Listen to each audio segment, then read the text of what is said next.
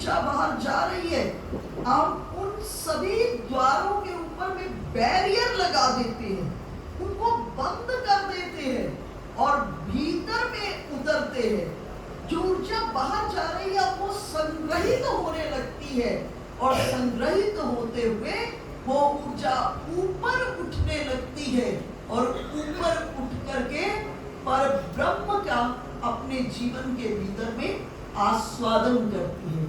इसलिए इंद्रियों का संयम जीवन के भीतर में बहुत आवश्यक है। पार्वती जी छोटी है अभी बहुत, लेकिन पार्वती जी तप के लिए चली गई है, कठोर तप कर रही है। इतनी कठिन साधना की पार्वती जी ने, जो शरीर था ना वो केवल हाड़ मांस का पिंजर रह गया। कई प्रलोभन आए पार्वती जी के जीवन के भीतर में, लेकिन पार्वती जी स्थिरता से बिल्कुल नहीं हटी, अपने आप को स्थिर कर ली। एक ही हट, जब तक शिव नहीं मिलेंगे तब तक साधना अटूट होगी। अर्थात साधक को अपने लक्ष्य का निर्धारण करना चाहिए। जब लक्ष्य का निर्धारण साधक कर लेता है, उपनिषदों में वर्णन आया है मंत्र जप कैसे करना चाहिए। प्रणवो धनु शरो हि आत्मा ब्रह्म तल्लक्ष्य मुच्यते अप्रमत्तेन वेदव्यम शर्वत तन्मयो भवेत्। बोले नाम जप कैसे करना चाहिए, तो बोले अपने मंत्र का, ओंकार का, प्रणव का, अपने मंत्र का धनुष बनाना और उस पर आत्मा का बाण लगाना। आत्मा के बाण का अर्थ है अपने जीवन की समग्र चेतना को, समग्र जो चारों ओर बिखरी हुई चातुर्थिक वृत्तियां हैं उनको एक केंद्र में ले आना और उस आत्मा का बाण बनाना और बाण बना करके ब्रह्म रूपी लक्ष्य का भेदन करना। प्रणवो धनु, प्रणव अर्थात ओंकार का, अर्थात अपने मंत्र का क्या बनाना, धनुष, और उस पर आत्मा का बाण लगाना और उससे परमात्मा रूपी लक्ष्य का भेदन करना। और इस तरह से आप केवल एक माला जप लेना।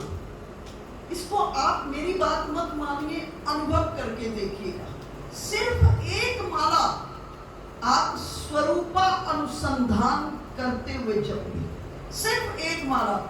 मेरी बात मानकर आप कल ही जप कर देखिए, आपको ऐसा लगेगा 24 घंटे आपके इष्ट देव आपके साथ हैं। इसलिए रूप का चिंतन करते हुए एक माला जरूर जपिए।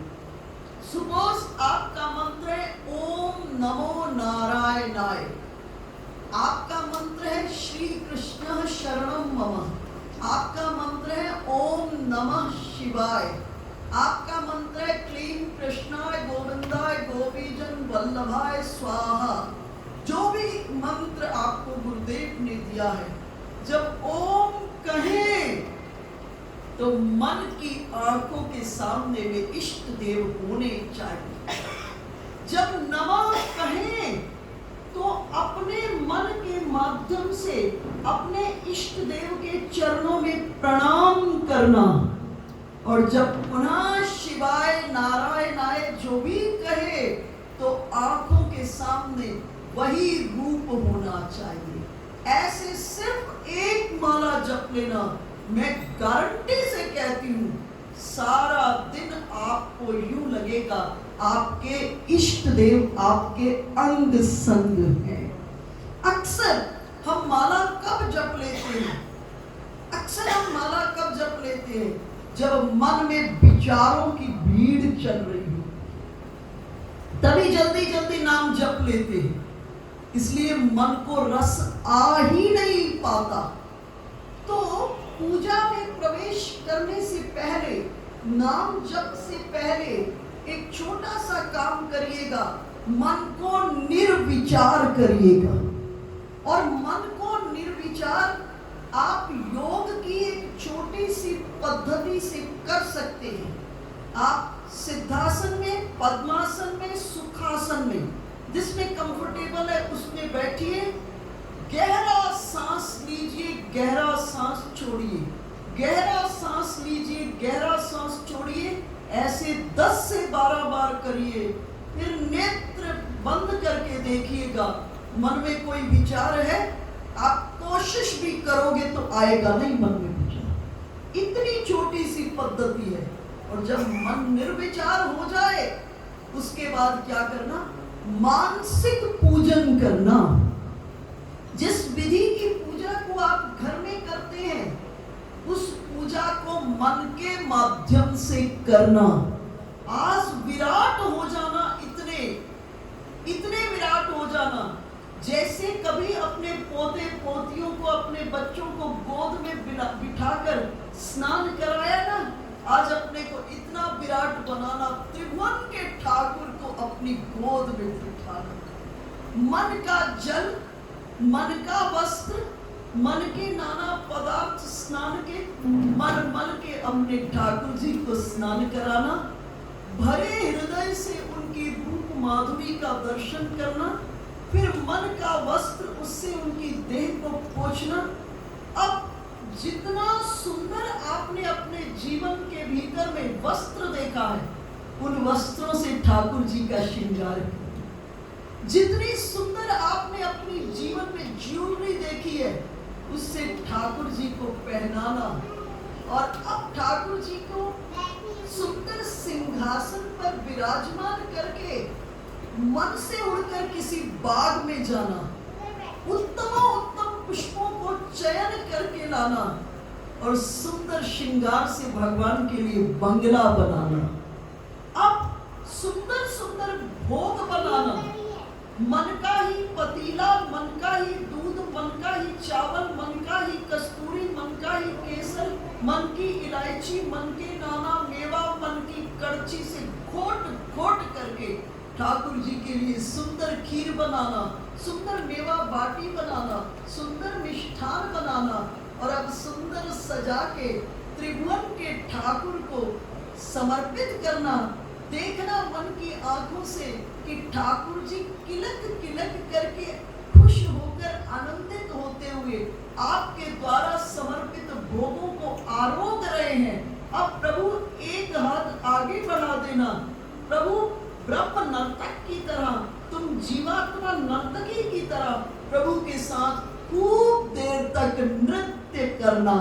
और जब इस प्रकार से मानसिक पूजन कर लोगे, तुम्हारा संबंध ठाकुर जी से प्रगाढ़ हो जाएगा।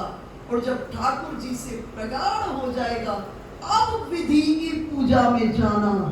अब विधि की पूजा में जाओगे तो भगवान के सामने बैठोगे तो लगेगा दोनों विराट नेत्र प्रभु के खुले हैं और भगवान नेत्रों के माध्यम से आपसे बातचीत कर रहे हैं। भगवान आपके दिए हुए नैवेद्य को स्वीकार कर रहे हैं। इसलिए पूजा में प्रवेश करने से पहले मन को निर्विचार करना, निर्विचार करने के बाद मानसिक पूजन करना और मानसिक पूजन करने के बाद विधि की पूजन करना। ऐसा करोगे आपको 24 घंटे लगेगा। ठाकुर जी आपके अंग संग चल रहे हैं, अंग संग चल रहे हैं। भगवती पार्वती वन में कठोर तपस्या कर रही है। कितनी कठोर तपस्या है। कछु दिन भोजन बारी बतासा, किए कठिन कछु दिन उपवासा।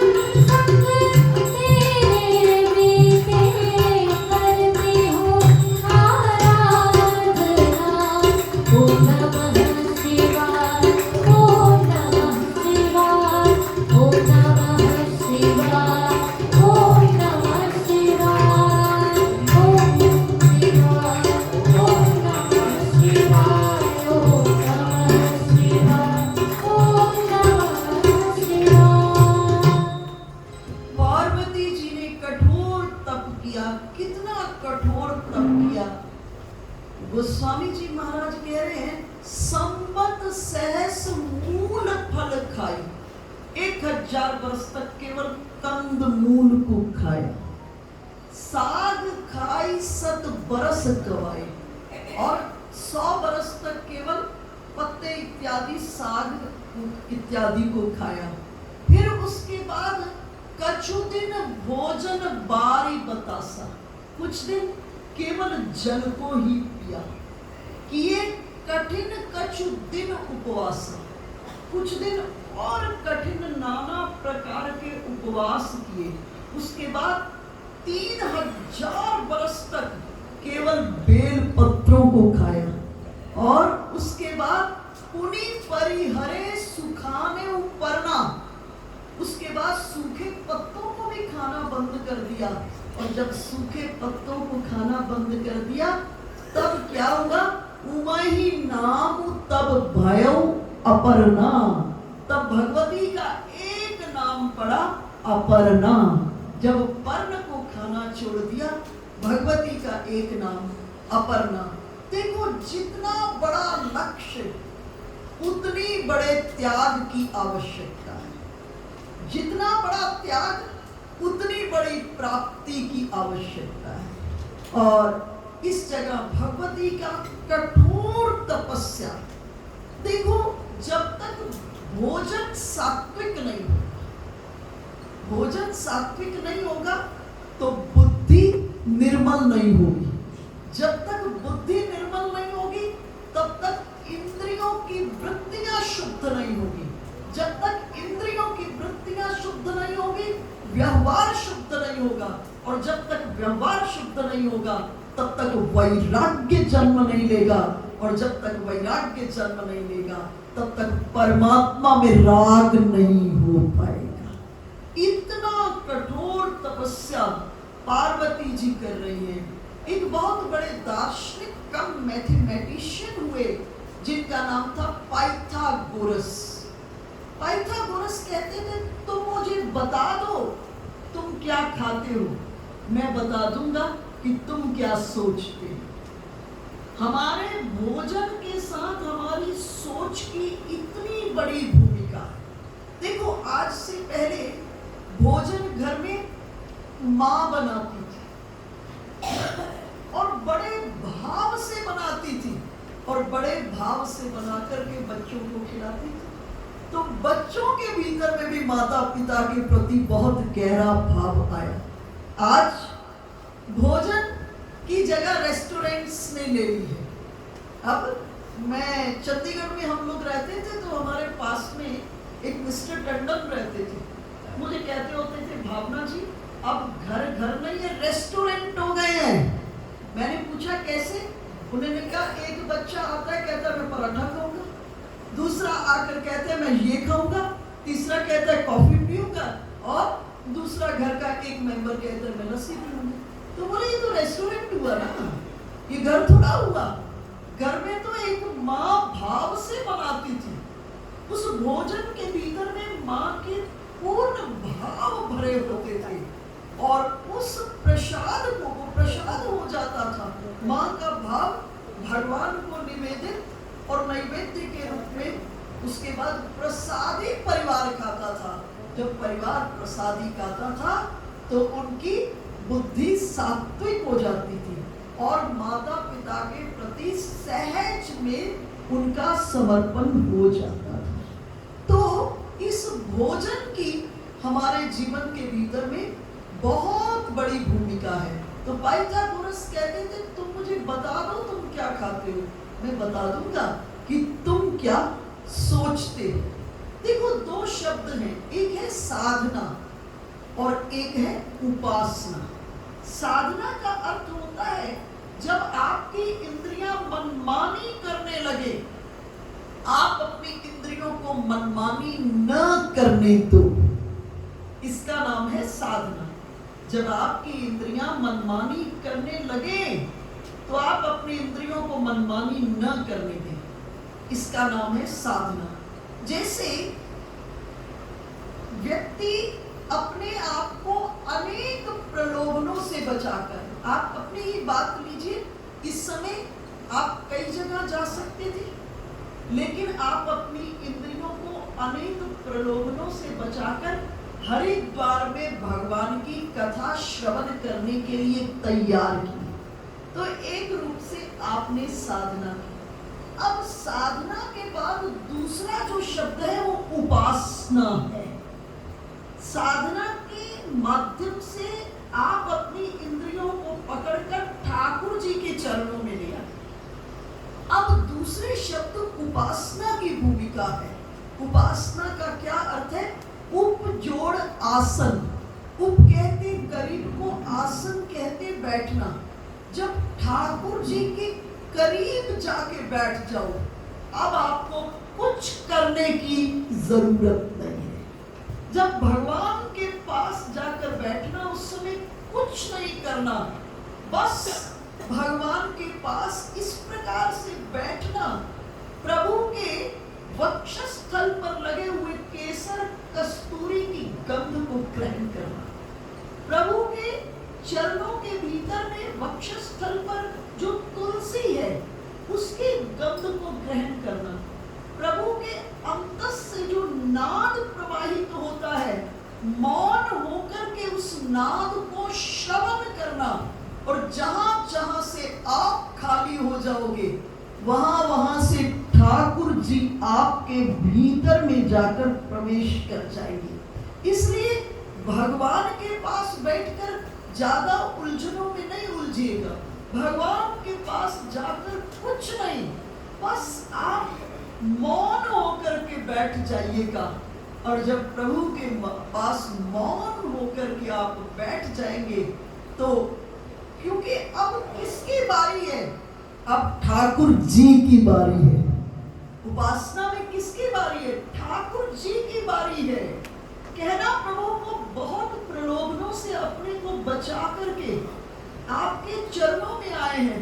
ठाकुर अब आप कुछ करो, और जहां जहां से आप खाली हो जाएंगे वहां वहां से ठाकुर जी आपके भीतर में प्रवेश कर जाएंगे। इस कथा को कृष्ण कथा से जोड़े।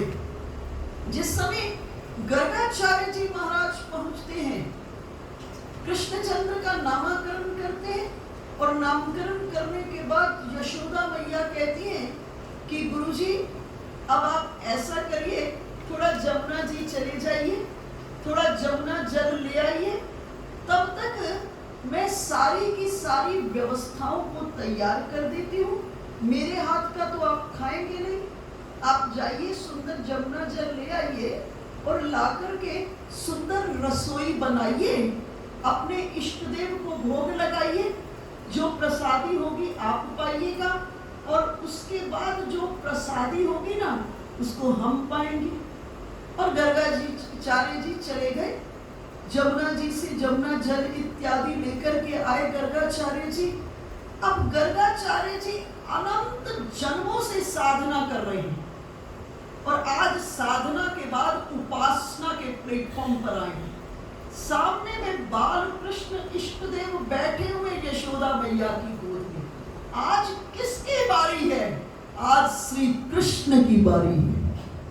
गर्गाचार्य जी ने सुंदर खीर बनाई, बनाकर तुलसी दल डाला, और भगवान को मंत्रोच्चारण करके पुकारने लगे। त्वदीयं वस्तु गोविंद तुभ्यमेव समर्पये, सशंख चक्रम सिकिरीट कुंडलम सपीत वस्त्रम सरसीरुहेक्षणम सार वक्षस्थल कौस्तुभम श्रियम, आदि आदि मंत्रों का उच्चारण करें। सामने में कौन बैठे? बाल कृष्ण। और बाल कृष्ण विचार किए, बुला तो मुझको ही रहा, बुला तो मुझको ही रहा है। जैसे ही उपासना के प्लेटफॉर्म पर बैठे हैं, पहचान नहीं रहे हैं गर्गाचार्य जी अपने इष्ट देव को। आज किसकी बारी है? आज ठाकुर जी की बारी है। और इधर यशोदा मैया की आंख लगी, बाल कृष्ण मैया की गोद से उठे, दोनों हाथों से खीर खाने लगे। इतने में आंख खुली यशोदा मैया की। यशोदा मैया की गुरु जी की आंख खुली, गर्गाचार्य जी की। चिल्लाए, इस वेश्या के लड़के ने मेरा सारा खीर जूठा कर दिया। बाल कृष्ण कहे, गुरुजी मैं तो तब आता हूं जब आप मुझे बुलाते। और गर्गाचार्य जी कहे, मैं तुझको थोड़ा बुला रहा था, मैं तो अपने इष्ट देव को बुला रहा हूँ। सामने में इष्ट देव है लेकिन पहचान नहीं पा रहे हैं। आज किसकी बारी है? आज ठाकुर जी की बारी है। आंख खुली यशोदा मैया की। यशोदा मैया कही, गुरुजी पता नहीं किस मूर्त नक्षत्र में जन्मा है, बड़ा शरारती है, ऐसा करिए एक बार दोबारा जाइए, मैं तब तक चौकी को लीप पोंछ करके स्वच्छ कर देती हूँ। गर्गाचार्य जी गए, फिर जमुना जल लेकर आए, फिर दोबारा से खीर को बनाए, स्वर्ण की थाली में परोसे और तुलसी दल को डाले। सामने में इष्ट देव बैठे हैं लेकिन पहचान नहीं पा रहे। आज किसकी बारी है? आज ठाकुर जी की बारी है। और पुनः मंत्रोच्चारण करने लगे। सामने में बैठे हुए ठाकुर जी फिर विचार किए कि बुला तो मुझको ही रहा।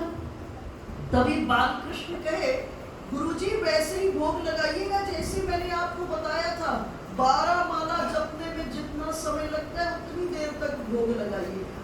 गर्गाचार्य जी कहे, यशोदा तेरा मुन्ना फिर शरारत की बात कर रहा है। यशोदा मैया कहे, गुरुजी आप निश्चिंत हो जाइए, मैं इसे कस के गोद में पकड़ के रखी हूँ। बालकृष्ण मन ही मन कहे, मैया मैं उसी की पकड़ में आता हूँ जिसको मैं अपने को पकड़ाना चाहता हूँ। और मैया अगर आज मैंने तुम्हारी बात मान ली, ये अनंत जीव अनंत जन्मों से साधना करते करते आज साधना के बाद उपासना के प्लेटफॉर्म पर आया है, और अगर आज मैंने तुम्हारी बात मान ली, ये जीव सदा सदा के लिए वंचित हो जाएगा। आज मेरी बारी है मैया। और भगवान योग माया को आदेश किए, मैया पर जमकर सवार हो जाओ। यशोदा बेखबर सो गई और फिर गुरुजी ने मंत्रोच्चारण किया। बालकृष्ण सोचे, बुला तो मुझको ही रहा है। उठे, दोनों हाथों से खीर खाना प्रारंभ कर दिया। आंख खुली, गर्गाचार्य जी बोलने के लिए मुख खोलने ही वाले थे। बाल कृष्ण स्वरूपानुसंधान किए, एक हाथ में शंख, एक हाथ में गदा, एक हाथ में पद्म और चक्र को धारण किए हुए, और गर्गाचार्य जी अपने इष्ट देव का दर्शन निर्निमेष दृष्टि से कर रहे हैं। नेत्रों से अविरल अश्रुधार, और जिन आंसुओं में विष्णु भगवान के जुगल चरणारविंदों का प्रक्षालन हो रहा है। तो जब भगवान के समीप जाकर बैठना, उस समय किसकी बारी है? प्रभु की बारी है। इसलिए उस समय रटी रटाई प्रार्थनाओं में मत उलझना, उस समय मौन होकर के बैठ जाना, क्योंकि अब किसकी बारी है? अब प्रभु की बारी है।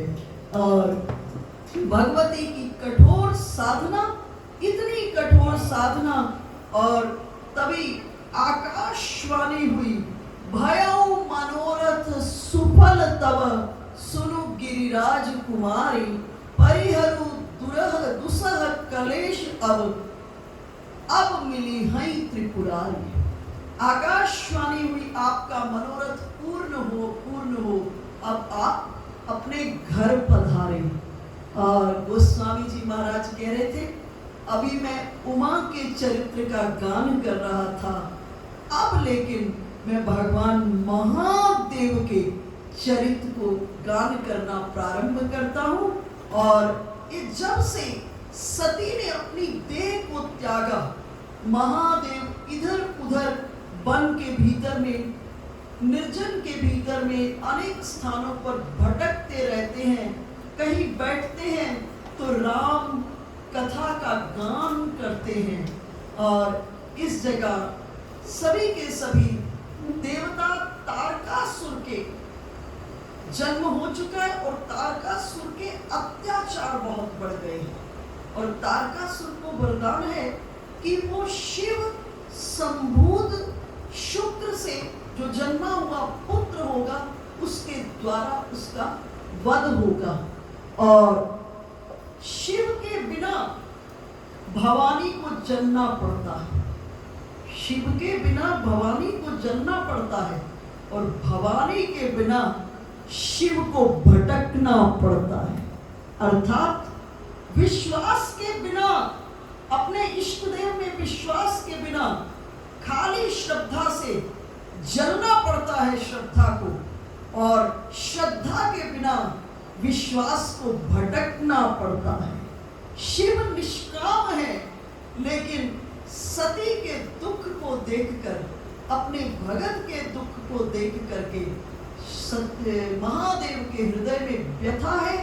और इसी समय में, जिस समय व्याकुल हैं महादेव, उसी समय महादेव के सामने में श्री राम प्रकट होते हैं।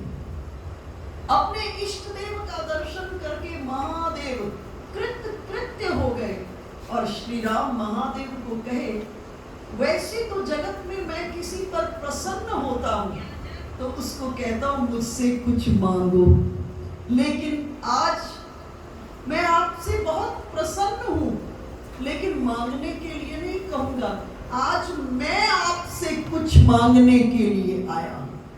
और श्री राम महादेव को कहे, अब बिनती मम सुनहु शिव, जो मोह पर निज नेह, जाई विवाह शैल जई, यह मोहि मांगहु देव।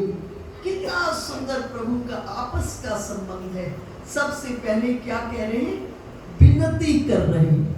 अब विनती मम सुनहु शिव, पहले विनती कर रहे हैं, फिर उसके बाद अपने प्रेम का हवाला दे रहे हैं। जो मोह पर निज नेह, अगर आपका मुझसे प्रेम है तो आज मैं कुछ आपसे मांगने आया हूँ, मुझे इसको दीजिए।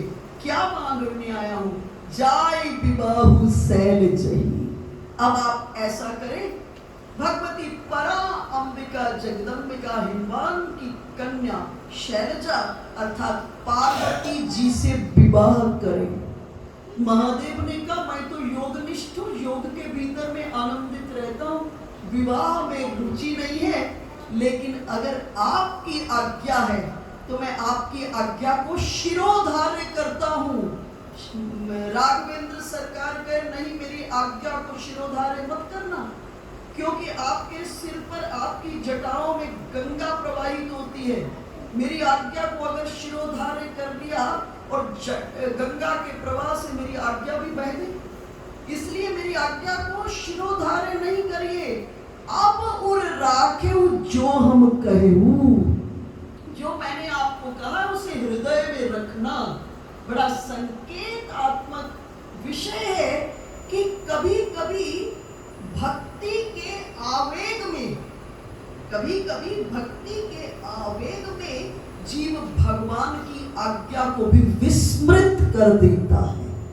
भगवान की आज्ञा विस्मृत हो जाती है कि प्रभु ने क्या आदेश किया है, वो विस्मृत हो जाती है भक्ति के आवेग में। इसलिए भगवान ने कहा, नहीं, शिरोधार्य मत करना मेरी आज्ञा को, क्योंकि आपकी जटाओं में गंगा है और शिरोधार्य कर लिया और गंगा के प्रवाह से मेरी आज्ञा भी बह गई। इसलिए मैं आदेश करता हूँ कि आप मेरी इस आज्ञा को अपने हृदय के भीतर में धारण कीजिए।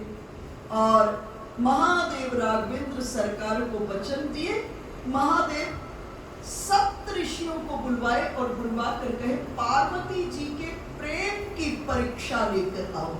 सप्त ऋषि वन में आए और ऋषियों ने पार्वती जी को कैसे देखा। ऋषि ने गौरी देखी तह कैसे, मूर्तिमंत तपस्या जैसी। ऐसे लग रहा है तप ही रूप धारण करके प्रकट हो गया हो। इस रूप के भीतर में ऋषियों ने पार्वती जी का दर्शन किया और इस जगह सप्त ऋषियों ने भगवती से पूछा, आप किसकी प्राप्ति के लिए इतनी कठोर तपस्या कर रही हैं? पार्वती जी ने कहा, अगर मैं आपको बताऊंगी तो आप निश्चित ही मुझ पर हंसी करेंगे। जैसे कोई जीव जल के ऊपर में दीवार खड़ा करना चाहता हूँ, उसी तरह से मैं शिव की जो अजन्मा है उन शिव को पति के रूप में प्राप्त करने के लिए तप कर रही हूँ। अपने गुरुदेव देव ऋषि नारद से इस दीक्षा को, शिव मंत्र की दीक्षा को प्राप्त करके शिव को प्राप्त करने के लिए कठोर तप कर रही हूँ। सप्त ऋषियों ने जोर से ठहाका लगाया। सप्त ऋषियों ने कहा, उस कपटी नारद के चक्कर में तुम पड़ गए। तन मन कपटी तन सज्जन चिन्ह। शरीर तो पूरा ऋषियों की तरह से सुंदर सजाया है, लेकिन मन बड़ा कपटी है, अपना घर बसा नहीं और किसी और के घर के बसने को बर्दाश्त नहीं कर सकती। जिसने भी नारद जी की सीख को अपनाया है, अब सी होई तजी भवन भिकारी, उसका घर बार तो छूटा और भिकारी हो गया। और इस जगह पर सप्त ऋषियों ने कहा, उन देव ऋषि की बातों को मानकर उन पर विश्वास करके तुम चाहो पति सहज उदास, तुम उदासीन दिगंबर शमशान में रहने वाले भूत प्रेतों से घिरे रहने वाले शरीर के ऊपर चिता की भस्म लगाए हुए, कटी पर बागांबर, कांधे पर गजांबर पहने वाले शिव को पति के रूप में प्राप्त करना चाहती हो। और इस जगह पर शिव निंदा सप्त ऋषियों ने की पार्वती जी के प्रेम की परीक्षा लेने के लिए, लेकिन पार्वती जी के इस जगह पार्वती जी को सप्त ऋषियों ने कहा, अभी भी हमारा कहना माने, हमने आपके लिए बहुत सुंदर वर देखा है, अति सुंदर सुचि सुखद सुशीला, गावई वेद जासु जस लीला। जिनकी वेद नेति नेति कह करके गान करते हैं उनकी लीलाओं का, हमने आपके लिए सुंदर वर देखा है। और पार्वती जी बहुत सुंदर बात कही, गुरु के वचन प्रतीति न जेहि, सपने सुगम न सुख सिद्धिते। जो अपने गुरु के वचनों पर विश्वास नहीं करता है, गुरु के वचनों पर चलता नहीं है, मानता नहीं है, उसको जागते में नहीं, स्वप्न के भीतर में भी सिद्धि नहीं प्राप्त होती। बड़ा संकेतात्मक विषय है कि गुरु की निंदा को न तो कभी सुनना, गुरु की निंदा को कभी मत सुनना, और सामने में प्रत्यक्ष में कुछ देख कर भी, देखने के बाद भी जिसकी वृत्ति अपनी, जिसकी आस्था अपने गुरुदेव के चरणों में अवस्थित हो गई, उसको जीवन में सभी सिद्धियां सुलभ हो जाती हैं। सभी सिद्धियां, अगर हमको सिद्धि नहीं प्राप्त हो रही, इसका मतलब कि हमारी अपने इष्ट की आस्था में और अपने गुरु की आस्था में कहीं थोड़ी कमी रह गई है। आपने नाम सुना होगा मच्छेंद्र नाथ जी का, गोरखनाथ जी के जो गुरुदेव हुए, जब उनके पास बहुत भीड़ इकट्ठी हो गई लोगों की, कई बार महात्माओं के पास, संतों के पास कई बार बहुत भीड़ इकट्ठी हो जाती है, उस कारण से उनकी जो साधना, उनके अपने भजन, अपनी समाधि इत्यादि में व्यवधान होने लगता है। तो संसार के भीड़ से बचने के लिए कई बार उनको कुछ ऐसा करना पड़ता है। तो मच्छेंद्र नाथ जी बड़े सिद्ध थे, आसपास बहुत भीड़ इकट्ठी हो गई। मच्छेंद्र नाथ जी क्या किए, इस भीड़ को छांटने के लिए कुछ नर्तकियों को साथ लेकर जूनागढ़ गिरनार पर्वत पर पहुंच गए, और जितने शिष्य थे जब देखे कि मछेंद्र नाथ जी के साथ नर्तकियां हैं, नृत्य कर रही है, सुरा सुंदरी को देखे सब शिष्य एक एक करके भाग गए। बचे कौन? गोरखनाथ। गोरखनाथ उनने अपनी वृत्ति अपने गुरु के प्रति की प्रीति और निष्ठा को बनाए रखना, और आज इतिहास गवाह है, लोग मछेंद्र नाथ जी को नहीं जानते, गोरखनाथ जी को बच्चा बच्चा जानता है। और पार्वती जी की सुंदर परीक्षा लेते हुए अंत में पार्वती जी सप्त ऋषियों को कहती है, जन्म कोटि लगी रगर हमारी, बरहु शंभु नदर रहम पुरारी। सप्त ऋषियों को कहती है, कोटि जन्मों तक, करोड़ों जन्म तक मेरी यही तपस्या की पद्धति रहेगी, बरहु शंभु नदर रहम पुरारी। महादेव को पति के रूप में प्राप्त करूं कि नहीं तो मैं विवाह नहीं करूंगी। और उसके बाद कह दी, तजाऊ न नारद कर उपदेशु, मैं अपने गुरुदेव देवऋषि नारद के उपदेश को कभी नहीं बिसराऊंगी, कभी नहीं छोड़ूंगी। आप ही स्वयं महादेव मुझे आकर के कह दे तो भी देवऋषि नारद की बात को मैं स्वीकार करूंगी, उसको कभी जीवन के भीतर में नहीं छोड़ूंगी। जब ये कहा, सप्तऋषि आनंदित हो गए पार्वती जी की इस कठोर तपस्या, श्रद्धा और निष्ठा को, और उनके लक्ष्य शिव को पति के रूप में वरण करने की जो अंतरंग की घोर निष्ठा थी, उस निष्ठा को पढ़ते हुए सप्तऋषि आनंदित होते हुए चलते हुए कहे, तुम माया भगवान शिव सकल जगत पितु मातु, नारी चरण सिर मुनि चले पुनि पुनि हर्षत गातु। कहे आप माया हैं और महादेव पूरी सृष्टि के पिता हैं। और यहाँ से सप्तऋषि महादेव के पास आए और महादेव को आकर के पार्वती जी के प्रेम की गाथा को सुनाई। और जैसे ही पार्वती जी के प्रेम की कथा को सुने, महादेव मगन हो गए पार्वती जी के प्रेम का चिंतन करते करते। महादेव समाधि में प्रवेश करके, समाधि में महादेव प्रवेश करके, इधर तारकासुर के अत्याचार बढ़ने लगे, और तारकासुर के अत्याचार बढ़ने लगे। सभी के सभी देवता इकट्ठे होकर ब्रह्मा जी के पास आए। ब्रह्मा जी ने कहा, देवताओं अब तुम्हारा काम बन सकता है, क्योंकि शैल सुता पार्वती जी अब युवा अवस्था में को प्राप्त हो चुकी है, और उन्होंने कठोर तपस्या की है शिव को पति के रूप में प्राप्त करने के लिए। ऐसा करें, अब आपका काम हो सकता है। महादेव समाधि में है, एक काम करो, महादेव को समाधि से उपराम करने का तरीका ढूंढो। सभी देवताओं के पास एक ही तरीका है, कामदेव को बुलाए। कामदेव को कहे, जाओ शिव को समाधि से उपराम करो। कामदेव विचार किया, देव काज है, अगर नहीं करता हूं तो सृष्टि के भीतर में असंतुलन हो जाएगा, तारकासुर के अत्याचार बढ़ते ही बढ़ते जाएंगे, मरना तो मुझे पड़ेगा ही इसमें।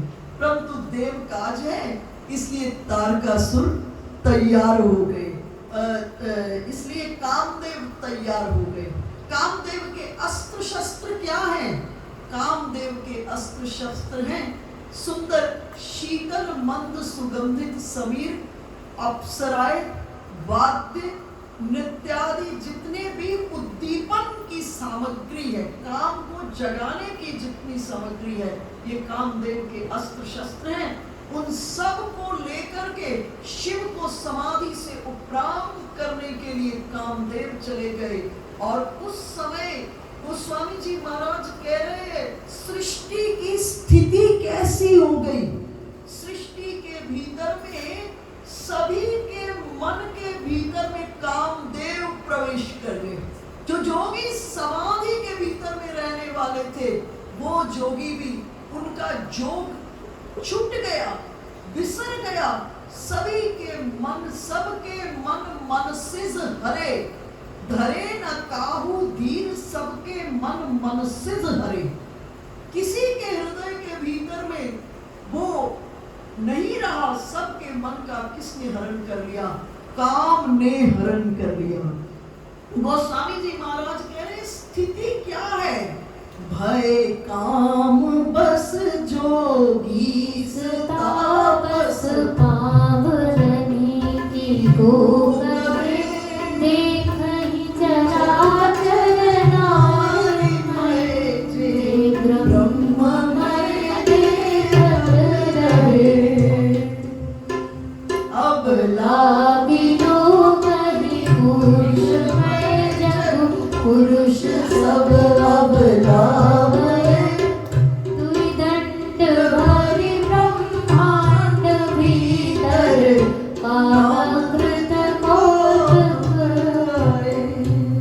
भय काम बस जोगीस। इसलिए शास्त्र ने कहा मन के आसन को एक क्षण के लिए खाली मत छोड़ो। जब तक मन के सिंहासन पर ठाकुर जी विराजमान है, तब तक कोई विकार भीतर प्रवेश ही नहीं कर सकता। और जरा सी असावधानी हुई, जरा सी असावधानी, ये जितने विकार हैं ये मन के सिंहासन पर आकर के विराजमान हो गए। बोले भय काम बस जोगीस। जो बड़े बड़े जोगी जो समाधि में रहते थे, आज वो काम के अधीन हो गए। वो जोगी और तपस्वी, बोले साधारण व्यक्ति की तो क्या ही चर्चा करना। देखई चराचर नारीमय, जे ब्रह्ममय देखत रहे। जो निरंतर ब्रह्म का दर्शन करते थे, आज उन्हें सृष्टि की कण कण में, जगत में नारी का भाव दिखाई देने लगा। अबला बिलोकई पुरुषमय जग, पुरुष सब अबलामय। दुई दंड भरी ब्रह्मांड भीतर, काम कृत कौतुक है। ये ठाकुर जी की माया का खेल है। कबीर साहब ने एक बड़ा सुंदर दोहे में कहा, चलती चक्की देख के दिया कबीरा रोए, दो पाटन के बीच में साबुत बचा न कोई। चलती चक्की देखकर दिया कबीरा रोए। कौन सी चलती चक्की? दो पाटन। कौन से दो पाट? काल और प्रारब्ध के दो पाट के बीच में कोई भी बचा नहीं साबुत, कोई साबुत नहीं। कोई आज, कोई 10 बरस बाद, कोई 20 बरस बाद, कोई 50 बरस बाद। काल और प्रारब्ध के पाठ की चक्की के भीतर में व्यक्ति सभी को प्रवेश करना पड़ता है। लेकिन कबीर साहब के जो बेटे थे ना कमाल, वो वास्तव में कमाल थे। कमाल ने पद में बहुत सुंदर लिखा। कमाल ने कहा चलती चक्की चलने दे, पिस पिस आटा होए, लेकिन कील पाटी से जो जुड़ा उसे ना पीसे कोई। दो पाट के बीच में, जो धुरी के बीच में जो कील है, जो दाना उछलकर उस कील के बीच में फंस जाता है, उसको कोई नहीं पीस सकता। अर्थात साधारण स्थिति में काल और प्रारब्ध के दो पाट के बीच में सबको गुजरना पड़ता है, लेकिन जिसने अपने जीवन के आधार को परमात्मा बना दिया है, वो काल और कर्म के, काल और प्रारब्ध के प्रभाव से बच जाता है। इसलिए कहा धरी न काहू धीर, सबके मन मनसिज हरे। सबके मन को कामदेव ने हरण कर लिया। जे राखे रघुपीर ते, जो केवल प्रभु की शरण में थे, ते उबरे ते ही काल मही। वो केवल उस समय बच पाए इस काल के प्रभाव में। चारों तरफ काम का तांडव होने लगा, लेकिन शिव समाधि के भीतर में है। और इस समय में कामदेव आम्र वृक्ष के पत्तों के भीतर में छुपा हुआ है, आम्र वृक्ष में। और काम ने अपने तांडव को लाकर के वहां फैला दिया है। सुंदर शीतल मंद सुगंधित समीर बह रही है, नाना प्रकार के नृत्य हो रहे हैं, नाना प्रकार के वाद्य बज रहे हैं और महादेव समाधि में है। महादेव पर इनका कोई प्रभाव नहीं पड़ रहा है। इधर से कामदेव ने क्या किया, आम के पत्तों के पीछे छिपे हुए कामदेव ने क्या किया, 5 बाण छोड़े और जो बाण शिवजी के हृदय में जाकर के लगे और तब महादेव की समाधि छूटी। शिव ने आंख खोल करके देखा और सौरभ पल्लव मदन बिलोका, दृष्टि पड़ी आम्र पत्तों के पीछे में कामदेव पर और जैसे ही दृष्टि पड़ी महादेव ने कामदेव को देख करके क्रोध महादेव को आया और इस समय तीनों लोग थर-थर कांपने लगे। तब शिव तीसरा नयन उघारा, तब महादेव ने अपने तीसरे नेत्र को खोला और जैसे ही तीसरे नेत्र को खोला देखते ही कामदेव जल करके भस्म हो गए। इस समय स्थिति ऐसी है ब्रह्मांड की कि महादेव इतने क्रोधित हैं, लग रहा है क्षण के भीतर में ब्रह्मांड भस्म हो जाएगा, लेकिन तभी रोती हुई रति आई।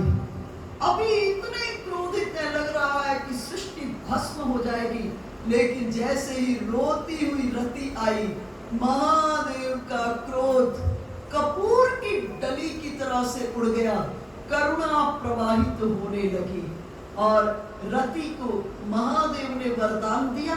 महादेव ने कहा जब यदुवंश में श्री कृष्ण का अवतार होगा तब तुम्हारे पति श्री कृष्ण की प्रधान महारानी रुक्मिणी जी के यहाँ पुत्र के रूप में जन्म लेंगे, अवतार लेंगे और तब तक तुम्हारे पति अनंत होकर के, अशरीरी होकर इस सृष्टि के सभी जीवों के भीतर में काम के रूप में विचरण करेंगे। और ये वचन दिया, इससे शिक्षा लीजिए। देखो ये महादेव से बहुत बड़ी शिक्षा लेने की बात है। अभी इतने क्रोधित और जैसे ही रोते हुए रति आई, एक क्षण में क्रोध कपूर की डली की तरह उड़ गया। अर्थात हम भी अपने जीवन में क्रोध की जितनी भूमिका है जीवन में, उतनी देर के लिए क्रोध को रखें। आप देखेंगे सभा के भीतर में, महफिल के भीतर में ये जो तबला वादक और ढोलक वादक आते हैं, ये क्या करते हैं, जब सभा में आते, महफिल में आते तो अपनी ढोलक और तबले को कस करके फॉर्म में लाते हैं। जब वापस जाने लगते हैं सभा के बाद उसको फिर नीचे उतार देते हैं। ठीक इसी तरह क्रोध की जितनी देर आवश्यकता है जीवन में, उतनी देर तक क्रोध का उपयोग कीजिए और जब क्रोध की भूमिका खत्म हो गई उसे नीचे उतार दीजिए। अगर ये ढोलक वादक, तबला वादक इसको नीचे नहीं उतारेंगे तो क्या होगा, तबला जो है उसका ऊपर में जो लगा है स्याही और पूरा ये बर्बाद हो जाएगा। इसी तरह जीवन में अगर क्रोध का उपयोग करने के बाद, उसकी भूमिका खत्म होने के बाद क्रोध को नीचे नहीं उतारोगे, जीवन के सुर भी बड़े विभत्स हो जाएंगे और कतिपय स्थानों में जीवन में बहुत बड़ी तकलीफ हो जाएगी। इसलिए महादेव से ये शिक्षा लीजिए कि क्रोध का जितनी आवश्यकता है उतनी इसका उपयोग करें। अब महादेव को जैसे ही कामदेव भस्म हो गए और महादेव को देवताओं की स्तुति, प्रार्थना, राम जी का आदेश याद आया और महादेव ने अब सप्तऋषियों को बुलाया और बुला करके सप्तऋषियों को कहा कि आप हिमवान के पास जाएं और उन्हें कहें कि आप अपनी कन्या का दान करने के लिए तैयार हो।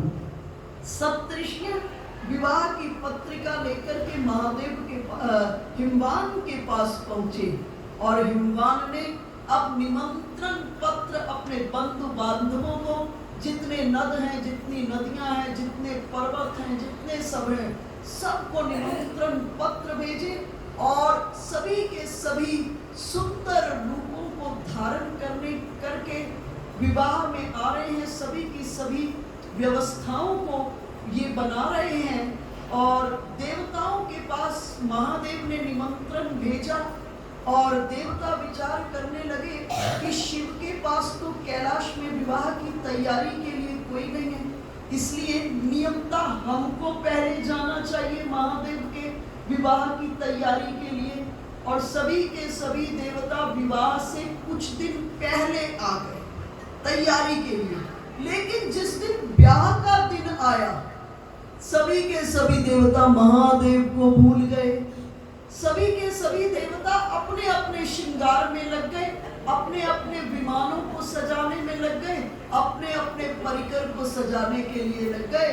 सब शिव को भूल गए और शिव के पास उस समय कैलाश के ऊपर में कुछ ही गण थे। अब इन गणों बेचारों को क्या श्रृंगार करना आए, परंतु ये सभी के सभी गण महादेव का श्रृंगार करने लगे। और महादेव का कैसे श्रृंगार करने लगे सभी के सभी देवता? सभी के सभी देवता जिस समय कामदेव को भस्म किया था महादेव ने, महादेव की जटा बिखर गई थी। एक गण ने उस जटा को समेट के जूड़ा बना दिया, दूसरे गण ने एक सर्प को ला करके उसमें मुकुट के रूप में सजा दिया, तीसरा गण शरीर के भीतर में जहां जहां बाजू बंद की आवश्यकता है, अब यहाँ पर कोई सुंदर बाजू बंद, सुंदर श्रृंगार के गहने आभूषण तो थे नहीं, जहां जहां गहनों की आवश्यकता थी वहां वहां सर्प को ला करके विराजमान कर दिया। शरीर के भीतर में यज्ञोपवीत सर्पों को ही जोड़कर यज्ञोपवीत महादेव को पहना दिया। अब कैलाश के ऊपर में कोई दिव्य अंगराग तो था नहीं, दौड़े हुए गए गण और चिता की भस्म को लाकर ताजी ताजी भस्म को महादेव के शरीर में अंगराग की तरह, पाउडर की तरह महादेव के शरीर में लगा दिया और शिव जी के गण महादेव का श्रृंगार करना प्रारंभ कर दिया। शिव ही शंभु गण करहि सिंगारा, जटा मुकुट अहि मोर संवारा, कुंडल कंकण पहिरे प्यारा, तन विभूति पट के हरि छाया, शशि ललाट सुंदर सिर गंगा, नयन तीन उपवीत भुजंगा, गरल कंठ उर तर सिर माला, आशिव वेश शिवधाम कृपाला, कर त्रिशूल और दमन विराजा, चढ़े वसह चढ़ी बाजहि बाजा, देख शिवहि सुरत्रिय मुस्काहि, वर लायक दुलहिन जग नाहि। श्री राम जय राम जय जय राम, श्री राम जय राम जय जय राम, बोलो श्री राम जय राम जय राम, श्री राम जय राम जय जय राम। शिवगण कैलाश में महादेव का श्रृंगार किए और श्रृंगार करने के बाद महादेव को बहुत ज्यादा प्रेरित करने के बाद शरीर पर कटी के ऊपर में एक बागांबर को पहना दिए। महादेव का श्रृंगार तैयार हुआ, इधर से देवता सब सज धज के आए कि हम जाकर के महादेव को देखें। महादेव नंग धड़ंग अपने बैल पर उल्टे बैठे हुए। जब ब्याह करने जाने लगे तो शिव अपने बैल पर, अपने नंदी पर उल्टे बैठ गए और देवता जब पहुंचे तो विचार करने लगे। भगवान ब्रह्मा विष्णु जी को बोले कि गलती हमारी ही है, आए थे हम शिव के विवाह की तैयारी करने के लिए, और हम सब अपने सजने धजने में लग गए। सभी देवताओं ने महादेव के चरण पकड़ लिए कि प्रभु आप ब्याह करने जा रहे हैं, ये लीला का समय नहीं है, आप सुंदर सौम्य रूप को धारण करें। शिव तैयार हो गए और तब भगवान विष्णु महादेव का श्रृंगार कर रहे हैं। हमारे महादेव कैसे हैं? कर्पूर गौरम, कर्पूर के समान गौर वर्ण है महादेव का। और देवताओं ने, विष्णु भगवान ने सुंदर रेशमी पीतांबरी को महादेव को पहनाया, सुंदर रत्न जड़ी मुकुट को महादेव को धारण कराया, नाना प्रकार के रत्नों से अलंकृत महादेव को दिव्य सुंदर सुंदर महादेव को गहनों को पहनाया, अलंकारों से उनकी देह को सुशोभित किया और सुंदर रथ के ऊपर में महादेव को विराजमान किया कि प्रभु आप विवाह करने के लिए जा रहे हैं। इस समय ये लीला का समय नहीं है, विवाह करने के लिए जा रहे हैं, इसलिए इस सुंदर रूप को धारण करें। शिव ने सुंदर रूप को धारण किया। ब्रह्मा और विष्णु जी आपस में बात किए कि ये लीलामय है, कहीं फिर उस रूप को धारण न कर ले, इसलिए एक और ब्रह्मा जी अपने रथ को रखे, दूसरी और विष्णु भगवान अपने रथ को रखे और रथ को रख करके भगवान के बारात चली। बारात जाने लगी। जैसे ही बारात हिमवान के आंगन पर पहुंचने के करीब हुई, शिव लीलामय है, शिव ने पुनः लीला कर दी। महादेव ने कहा विष्णु भगवान ब्रह्मा जी को कि विवाह बारात का एक क्रम होता है, आगे कुछ बाराती चलते हैं, बीच में दूल्हा चलता है और फिर उसके बाद पीछे कुछ बाराती चलते हैं। और भगवान अपने संकल्प से विष्णु भगवान और ब्रह्मा जी को इस बात के लिए तैयार कर दिए, सब अपने रथों को लेकर आगे आगे चलना प्रारंभ कर दिए। भगवान विष्णु भगवान के जितने अनुचर हैं, इंद्र वरुण कुबेर इत्यादि, सबको आगे किए और महादेव पीछे आए। सब चलने लगे, भगवान की माया से प्रेरित होकर के बारात आगे जाने लगी। हिमवान और मैना के आंगन में पहुंचने वाली थी बारात। समाचार पहुंचा हिमवान और मैना को। सभी हिमाचल वासी, कवि शिव पुराण में इस कथा को पढ़िएगा।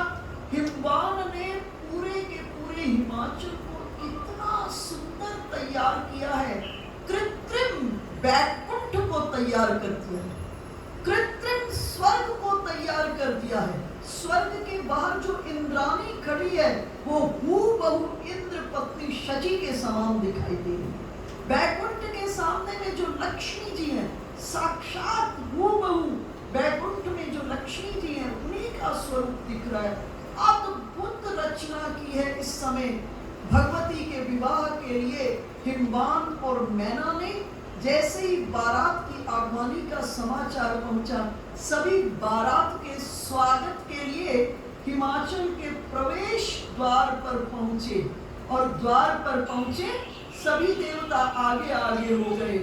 पुनः महादेव लीला कर दी और लीला करके महादेव फिर नंग धड़ंग विवाह करने जा रहे, नंग धड़ंग अपने नंदीश्वर के ऊपर, और नंदीश्वर के ऊपर भी कैसे उल्टे बैठ गए। शिव कौन है? शिव का अर्थ है कल्याण। और नंदी कौन है? नंदी धर्म के प्रतीक हैं। कल्याण तभी होगा जीवन के भीतर में जब हम धर्म को धारण करेंगे। और नंदी आगे की ओर देख रहा है और शिव पीछे की ओर देख रहे हैं। अर्थात संकेतात्मक विषय है कि हमारी दृष्टि अपने से आगे जाने वाले पर नहीं हो, हमारी दृष्टि अपने से पीछे जो आ रहे हैं, जो अभावग्रस्त है, जीवन के भीतर में कष्ट है, उन पर दृष्टि हो। और शिव भी पीछे देख रहे हैं। शिव के असंख्य भूत प्रेत, जब सब देवता अलग अलग अपने सजने धजने में लग गए थे ना, तब श्रृंगी भृंगी ने महादेव को कहा कि आप अपने संकल्प से इस ब्रह्मांड में जितने शमशान हैं, जितने उन शमशानों में सभी भूत प्रेतों का आवाहन कीजिए। महादेव आवाहन किए और सभी के सभी एक क्षण में वहां पर पहुंच गए। और इस जगह पर किसी का मुख है, कोई मुखहीन, किसी का मुख ही नहीं है, किसी के बहुमुख है। कहते हैं इस विवाह के भीतर में जो भोजन परोसने वाले थे उनको बड़ी कठिनाई हो गई। किसी का एक मुख नहीं है और किसी के बहुमुख है। अब पत्तल परोसे तो कैसे पहुंचे? तो इस विवाह में जो भोजन परोसने में बहुत कठिनाई हो गई। महादेव फिर लीला करने लगे। इधर हिमवान और मैना आगवानी करते हुए सबसे पहले इंद्र बृहस्पति जी का रथ था।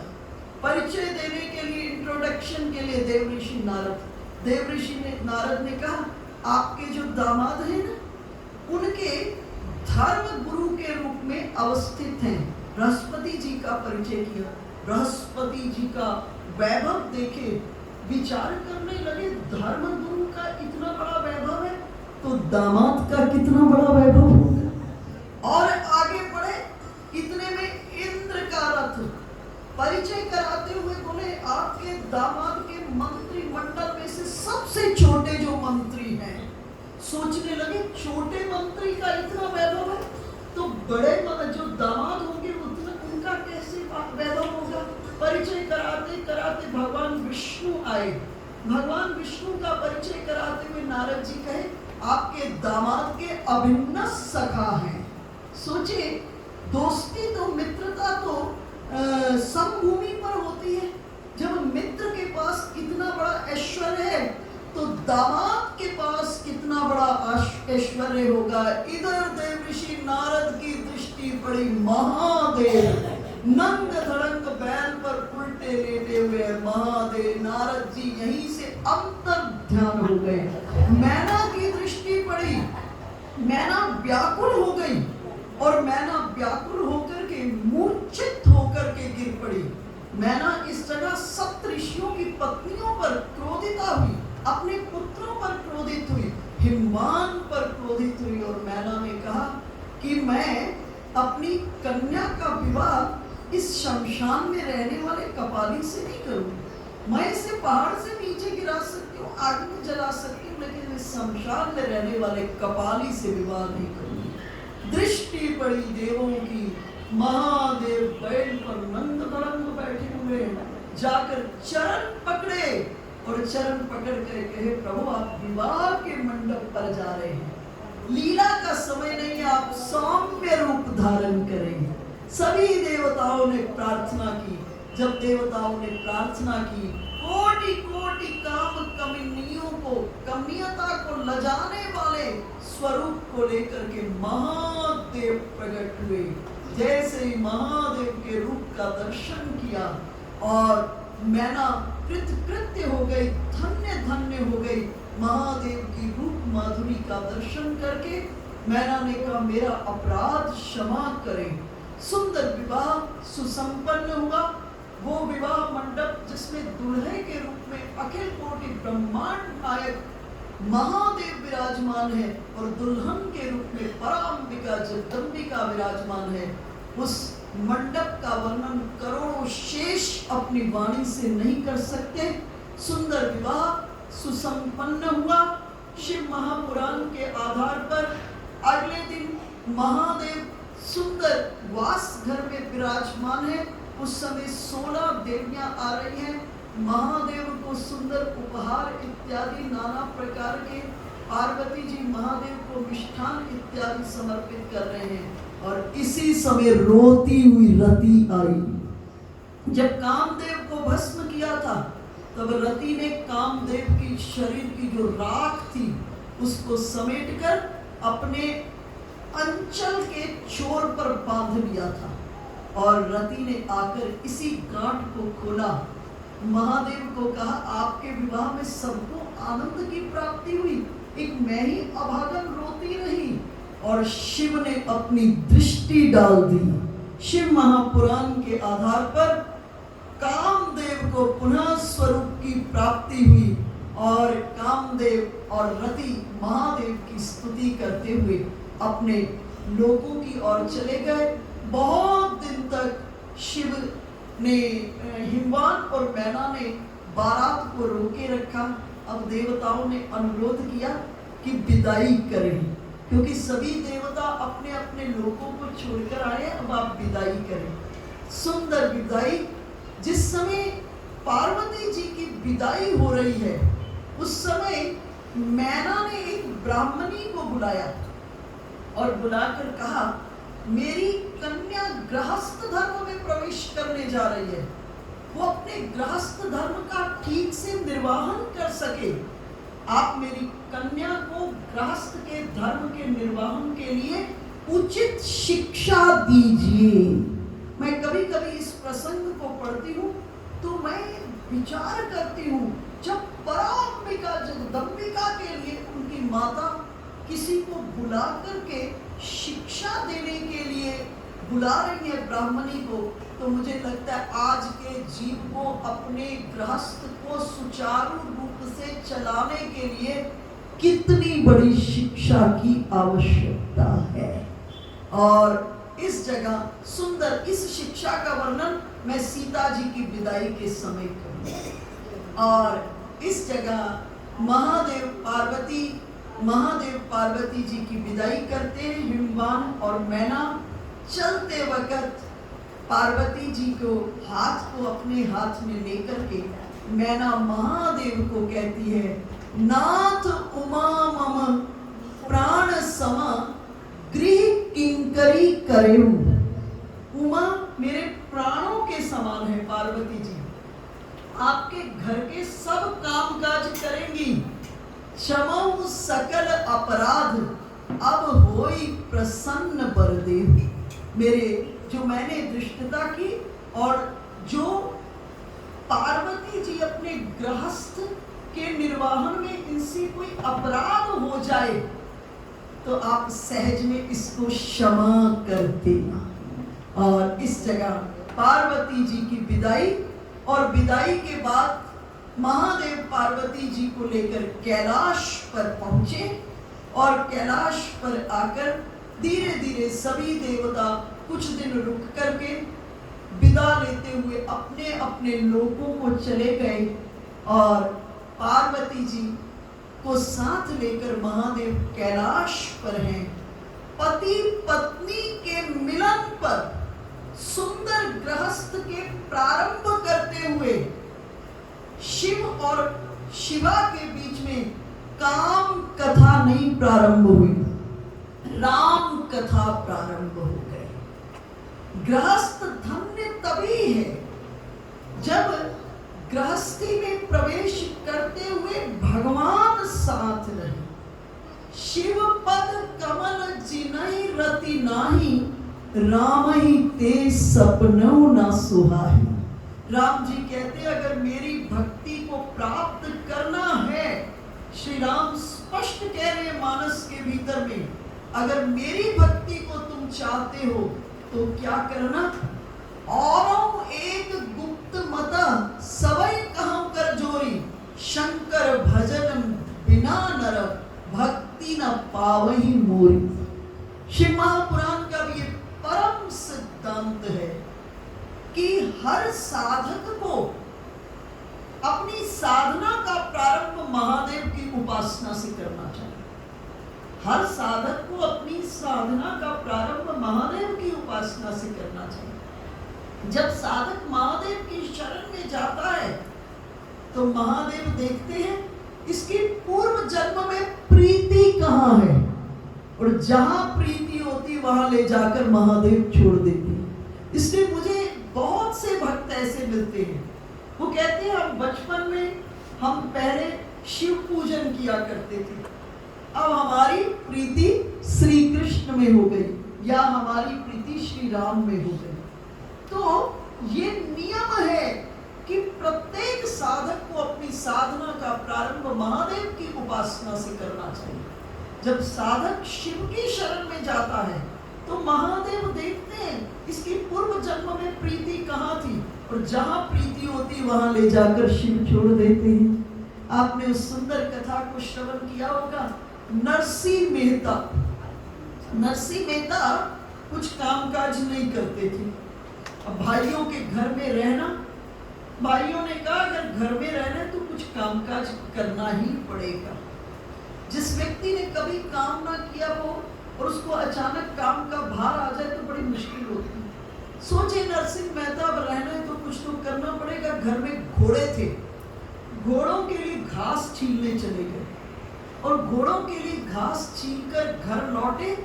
आंगन में घास के बोरे को पटकते हुए कहे, भाभी बहुत भूख लगी है। भाभी भी पता नहीं न जाने किस मूड में बैठी थी, कहा हर वक्त भोजन भोजन की बात करते हो।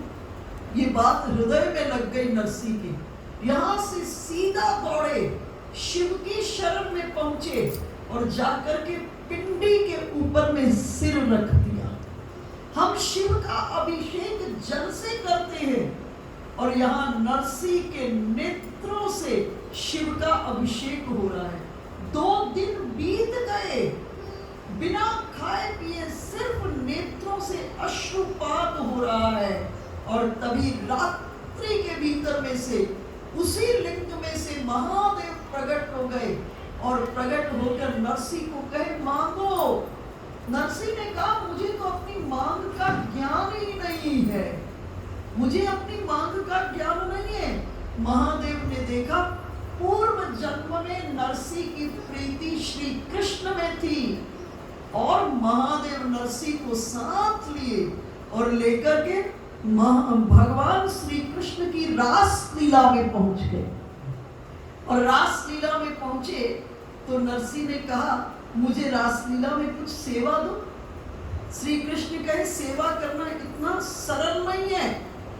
लेकिन नरसिंह जिद कर दिए और जब जिद कर दिए तो नरसिंह को मशालची की सेवा दे दी। आप मशाल पकड़ कर खड़े हो, नरसिंह मशाल हाथ में पकड़े हैं और इधर रास का आनंद प्राप्त करते हुए नेत्रों से अविरल अश्रुधार, शरीर का भान ही खत्म हो गया और नरसिंह का हाथ जलने लगा। नरसिंह का हाथ जलने लगा तो रासलीला में व्यवधान हो गया।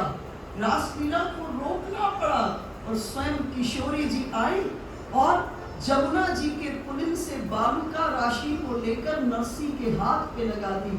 नरसिंह स्वस्थ हो गए और उस दिन से नरसिंह कृष्ण रस में, कृष्ण प्रेम के भीतर में डूब गए। इसलिए मानस में स्पष्ट कर दिए श्री राम होई अकाम जो चल तजी सेय, भक्ति मोरी शंकर ते ही ते। और एक गुप्त मत सबहि कहूं कर जोरी, शंकर भजन बिना नर, भक्ति न पावई मोरी। अर्थात भक्ति के दाता कौन है? भक्ति के दाता महादेव हैं। और आज एक जन्म के बाद, सती के बाद, पार्वती के रूप में विवाह के बाद जब शिव के साथ शिवा कहाँ आई? कैलाश पर आई।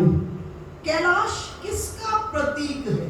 गोस्वामी जी महाराज कह रहे हैं परम रम्य गिरिवर कैलासु, सदा उमा शिव जहां निवासु। महादेव और भगवती पार्वती कहाँ रहते हैं? बोले कैलाश पर। कौन से कैलाश पर? बोले कैलाश प्रतीक है।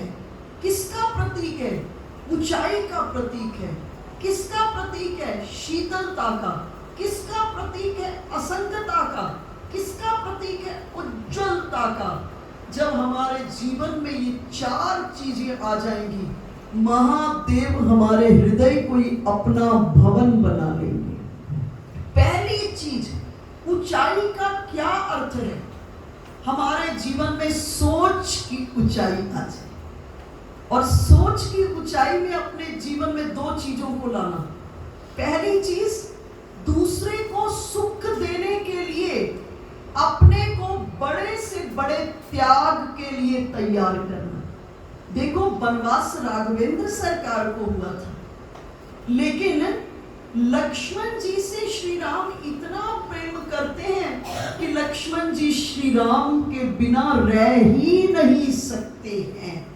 और जब 14 वर्ष के वनवास के बाद लक्ष्मण जी श्री राघवेंद्र सरकार जब वापस अवध में पहुंचे और श्री राम का राज्याभिषेक हो गया, तब राज्याभिषेक के बाद वशिष्ठ जी लक्ष्मण जी को कहे, लखन आज आपका व्रत पूर्ण हुआ, आज आपका व्रत पूर्ण हुआ, अब आप कुछ जलपान इत्यादि भोजन इत्यादि करें। जब ये सुना तो श्री राम को बड़ा आश्चर्य हुआ